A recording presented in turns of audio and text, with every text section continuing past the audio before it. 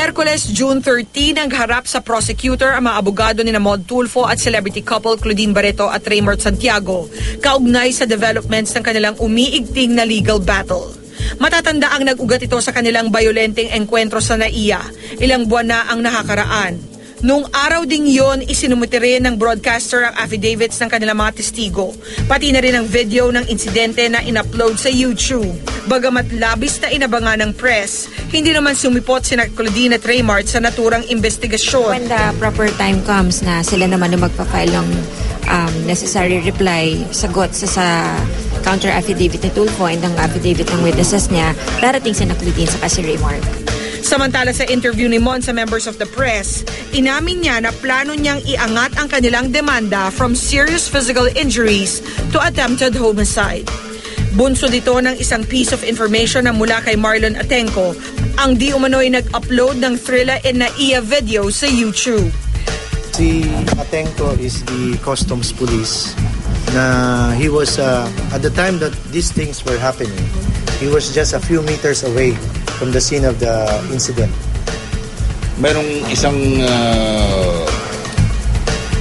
nasabi si Atenco na habang pinupulot ko yung, tapos na yung gulo habang pinupulot ko na yung aking bag, ay pilit na inaagaw ni Atilano yung baril ng isang airport police.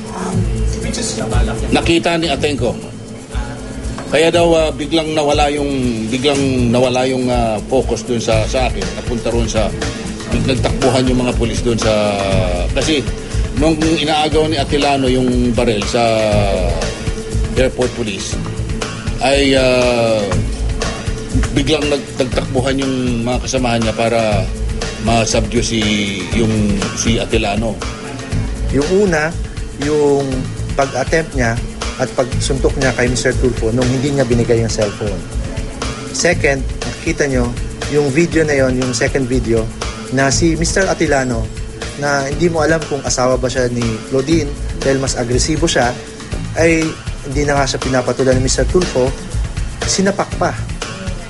So, at pangatlo, yun na yung first video na na-upload. And all of these stages, ang aggressor are the camp of the Santiago couple.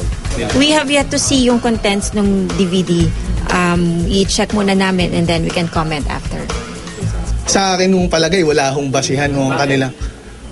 Maliwanag naman ho na yung pangyayaring hong yun biglaan lang, hindi naman ho pinagplanuhan.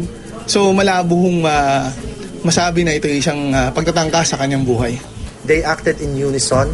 They have a common objective that is not only to get the cellphone but to inflict permanent serious physical harm.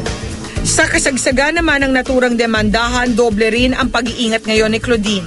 Marami kasi ang nakakakita na may kasama itong bodyguards kahit saan ito magpunta. Ito ay may kaugnayan sa temporary protection order na iginawad ng prosecutor sa mag-asawa matapos sila makatanggap ng pagbabanta mula sa Tulfo Brothers sa kanilang programa. Kasama ho nung pagbibigay ho ng temporary protection order, ang pagbibigay ho ng security kay Miss Claudine kung saan man ho siya pupunta. Ngayong hindi pa sumasagot sa kanyang bagong reklamo sina Raymart at Claudine, bukas nga ba si Mon sa posibilidad ng amicable settlement? Kailangan talagang justice must be served here. Kailangan na mangibabaw ang justisya rito. Hindi lang naman kasi ito laban ko, laban ito ng mga taong inapi nila